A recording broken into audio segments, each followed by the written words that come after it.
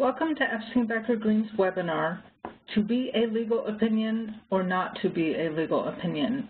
That is the in-house communication question, the second installment in our White Collar Crash Course webinar series. We are pleased to have Epstein Becker Green's Christopher Farella, who is a member of the Litigation and Business Disputes and Employment, Labor, and Workforce Management Practices. Before we begin today's presentation, please be informed that today's webinar is being recorded and the participant phone lines will be placed on mute throughout the program.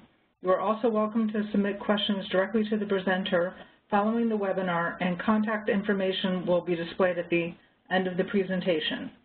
In approximately 2 to 3 business days following the webinar, Epstein Becker Green will communicate the availability of the webinar recording and access to the PowerPoint materials. At this time, I'd like to turn the webinar over to Christopher Farella. Thank you, everyone, and good afternoon. My name is Chris Farella, and I'm an attorney with Epstein, Becker & Green. Today's topic is something that's near and dear to my heart. Throughout my career, I've been litigating employment, complex commercial and white-collar criminal cases where the privilege issues come up in a variety of discovery contexts, whether it's in written discovery, document production, or during a deposition. But I've also had the firsthand experience as an in-house counsel in the pharmaceutical industry of dealing with this almost on a daily basis. So I come at this knowing both sides of the coin, so to speak, on both ends of the spectrum, and I hope that I can share today some of my insights that I've learned throughout the process. So attorney-client privilege for in-house counsel, it exists. As we all know, the attorney-client privilege applies equally to in-house counsel as outside counsel. It protects communications made for the purpose of providing legal advice to the client. It's easier to determine when an outside counsel has privilege because the communications with outside counsel are usually very apparent. No one is really contacting outside counsel for the very practical reason that it takes money to talk to a lawyer. So you're definitely seeking legal advice if you're reaching out to outside counsel. In other words, the motive is very apparent. In-house communications are not as clear because in-house counsel are called upon to wear many different hats in an organization. Sometimes it's a business hat, sometimes it's the legal hat, and sometimes, for example, in the compliance area maybe, it's kind of between the two. So you still have to analyze a communication as the basics. So, for example, to apply, a communication must satisfy 2 requirements. 1, the attorney must be acting in the role of an attorney, and 2, the advice must be legal, not business advice. So what is privileged? Now, there's generally a presumption that a lawyer working in the legal department of a corporation is giving legal advice. And there's the opposite presumption of a lawyer who's working just in the business or the management side. While that sounds somewhat easy to determine, its application really isn't. There's really no bright line rule. For example, merely having a lawyer present during a communication, whether that communication is verbal or not, is not sufficient to cloak the communication in privilege. Also, copying an attorney on an email or correspondence does not make it protected. So you have to look deeper into the motives behind the communication, whether the oral communication or the written communication. The case Stoffels versus SBC Communications, Inc. sort of encapsulates the inquiry that needs to be done. The attorney-client privilege attaches only to communications made for the purpose of giving or obtaining legal advice or services, not business or technical advice or management decisions. The critical inquiry, therefore, is whether the particular communication facilitated the rendition of predominantly legal advice or services to the client. Again, that's the encapsulation of the test. It's not that clear in its application at times.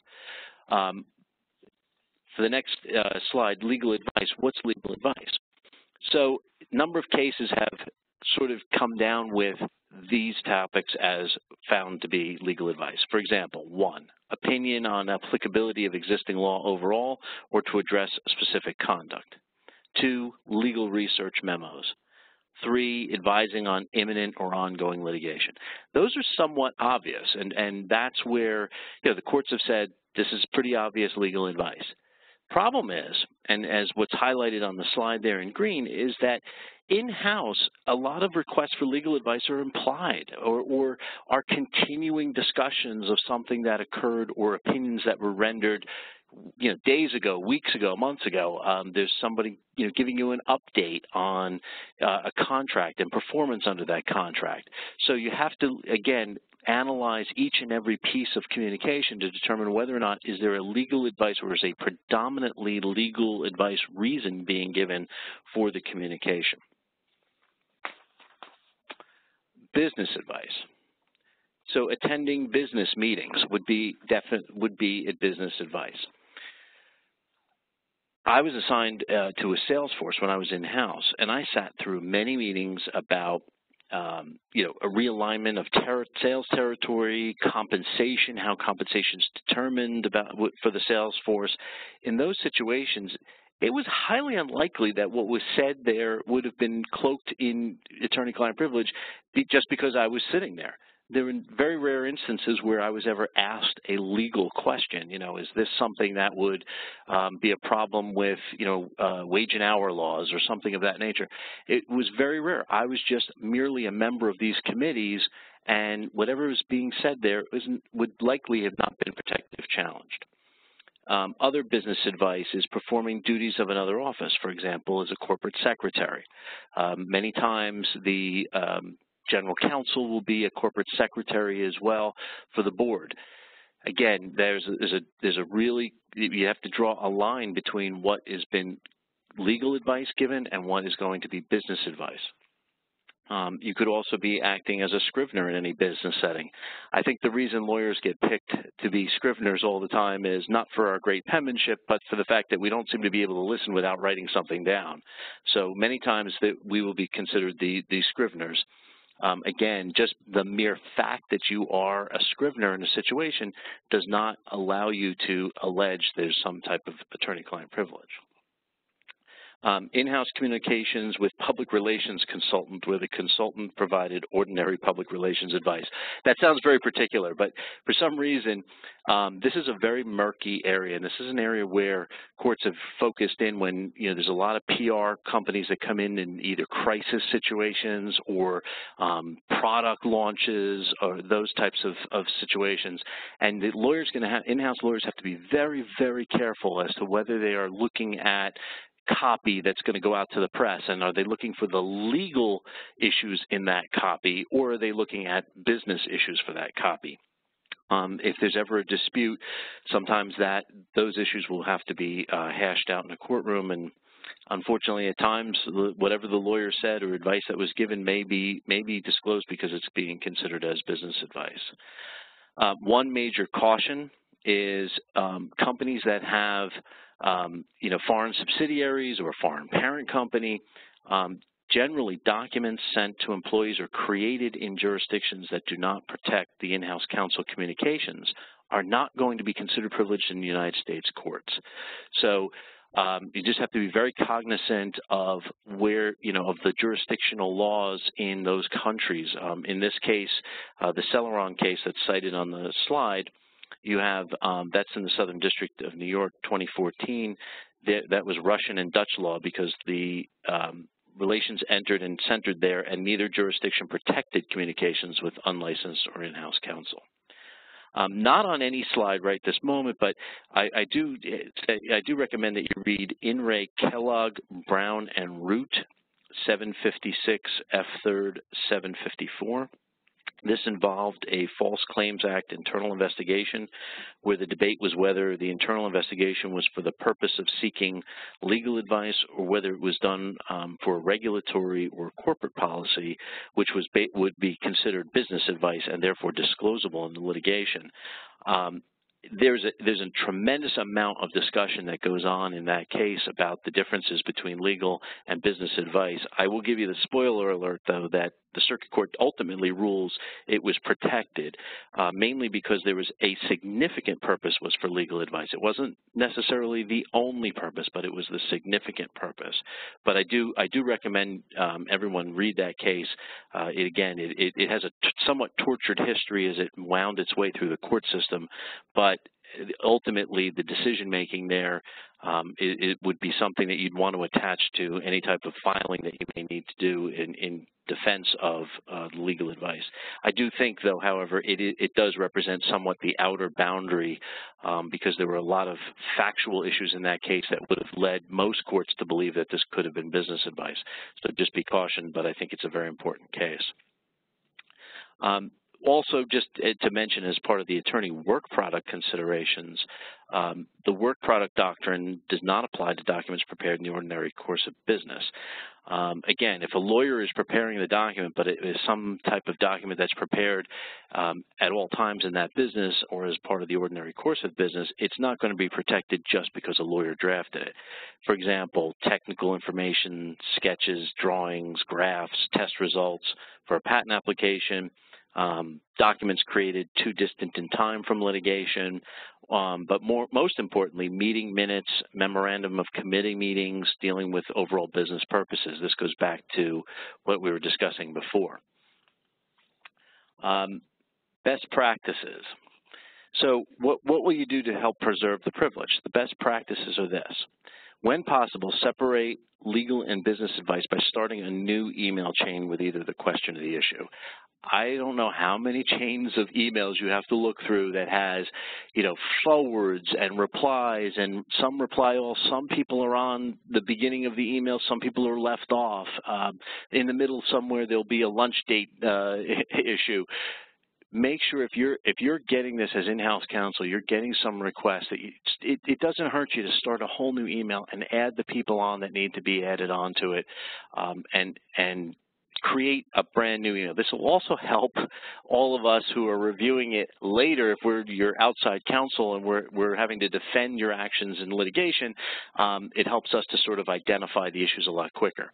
Along that same line, the next best practice is to include attorney-client privilege or similar language to the subject line, or opening of text of the communication where the legal advice is being provided. But don't blanket it all the time, because the court's going to look at, if someone's overusing the attorney-client privilege and they're finding that, a number of the communications are being challenged successfully, you're going to lose credibility with the court, and it's going to be a lot harder to argue that conceivably some things that might be sort of borderline are going to be considered producible as business advice or non-privileged advice, and you don't want that to happen. Use it sparingly, but use it where it's important. If you're acting as a scrivener or a secretary in a meeting, note where the discussion turns to a legal issue, and be sure to exclude or record the exclusion of anyone whose presence would break the privilege. That's very important. You want to, when you're doing these notes, you want to be as accurate as possible. So, for example, if you're writing out the notes and there's a number of different agenda items, and one of the agenda items happens to be a report from the legal committee, or if it's outside counsel, may be present at a board meeting and is going to give an update on certain litigation, you want to note that. And if anybody is asked to step out as so as not to break the privilege, maybe it was a guest or somebody that was there that's not normally hearing these types of information, make sure you record that as well. It helps for a number of reasons. Again, it helps us later on in litigation if we have to redact portions of the minutes. It will help attorneys see that issue, make sure they attack it right away.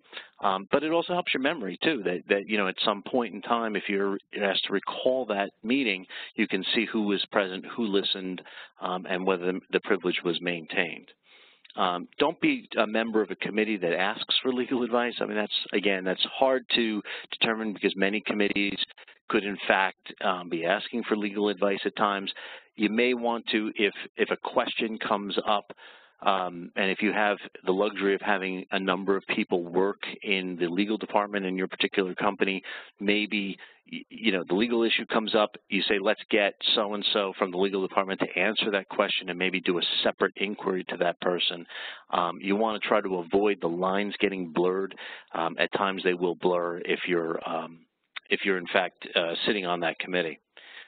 Where appropriate, advise recipients not to forward the privileged information. You would think that's obvious, but I don't know how many times in my career I've seen people forwarding emails that have the attorney's email below it, and there it goes, done. You don't have the privilege anymore, and that this whole analysis that we've talked about for the last few minutes can be thrown right out the door. If you think that you might have a problem where somebody doesn't understand or have the sophistication level about the privilege, be sure to include "please do not forward" as part of your the email. And then also involve outside counsel in the discussion. If there's something that you think is that important that you may need to start a whole new email chain or has a wider ramification, bring outside counsel in. The minute outside counsel is involved, it helps again identify the issue. It helps the court become part of the process and see that you are looking for legal advice. And right now, let's real quick, I can give you an update on the Yates memo. This dovetails with Melissa Jampol's discussion from last week, which was very informative, and I ask you to listen to that. But ultimately, there's an issue to be considered by corporate in-house counsel about parsing facts from privileged communications and work product, because the Yates memo is asking for all relevant facts relating to individuals responsible for the misconduct and in order for the company to get cooperation credit. It's now going to require in-house counsel to look a little bit closer at, at the privilege, and when do you waive the privilege, when do you hold back on on facts because of the privilege, because right now the risk is higher if you get it wrong. Okay, and I thank you for your attention and your time. If there's any questions, please let me know. Thank you, Chris. This concludes today's webinar. In approximately 2 to 3 business days, we will send the webinar recording and access to the PowerPoint materials to everyone. We have further white-collar crash course webinars in the month of October every Tuesday at 2 p.m. Thank you, everyone, for attending.